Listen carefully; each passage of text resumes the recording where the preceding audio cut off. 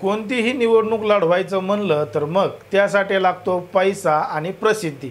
या दोन गोष्टी ज्या व्यक्तीकडे आहेत तो व्यक्ती निवडणूक लढू शकतो आणि त्या निवडणुकीमध्ये जिंकून सुद्धा येऊ शकतो।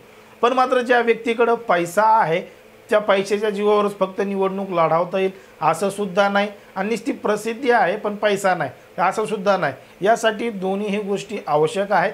पहिला म्हणजे पैसा आणि दुसरा म्हणजे प्रसिद्धी। आता पैसा कशासाठी लागतो? आता काही जरी नाही म्हणलं तरी सुद्धा मतदारसंघामध्ये फिरण्यासाठी 4-5 कार्यकर्ते सोबत घेऊन लोकांना भेटी देण्यासाठी झेंडे, बॅनर, पॉम्पलेट, पोस्टर किंवा सोशल मीडियावर प्रचार प्रसार करण्यासाठी काही का होईना थोडेफार पैसे, थोडीफार रक्कम त्या ठिकाणी लागतेच। आणि ही निवडणूक लढण्यासाठी म्हणजे जर आपण लोकसभेची निवडणूक पाहिली तर डिपॉझिट भरण्यासाठी इथपर्यंत ज्याच्याकडे रक्कम आहे जो तेवढा खर्च करू शकतो तो उमेदवार निवडणूक लढू शकतो, हे आपण आतापर्यंत पाहिलेलं आहे।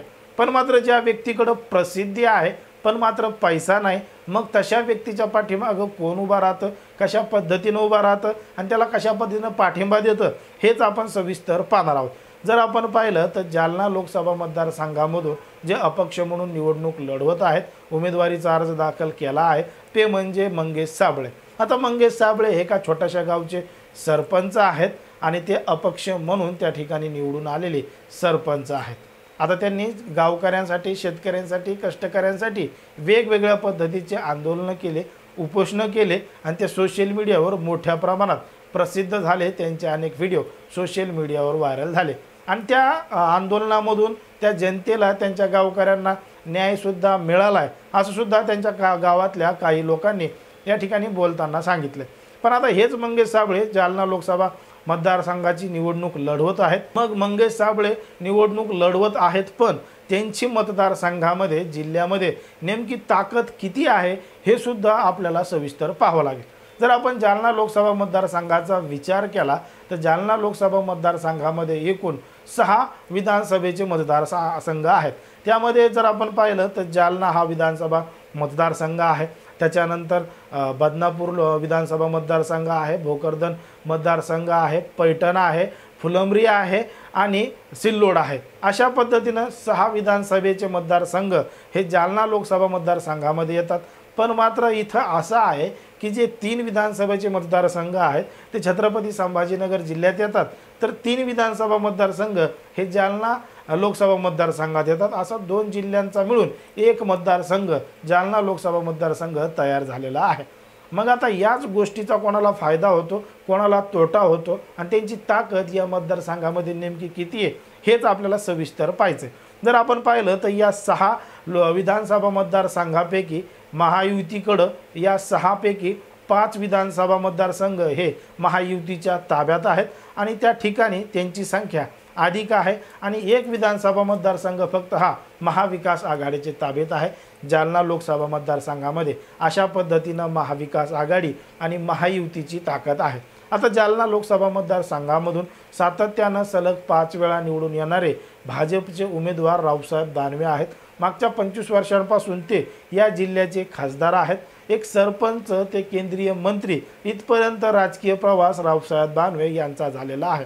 आता या रावसाहेब दानवे यांना टक्कर देण्यासाठी काँग्रेसकडून, महाविकास आघाडीकडून कल्याण काळे हे उमेदवार देण्यात आलेले आहेत। कारण की 2009ला ज्या पद्धतीनं कल्याण काळे, रावसाहेब दानवे यांच्यामध्ये टक्कर झाली होती तेव्हा अवघ्या काही मतांच्या फरकानं रावसाहेब दानवे निवडून आले होते आणि कल्याण काळे यांचा पराभव झाला होता।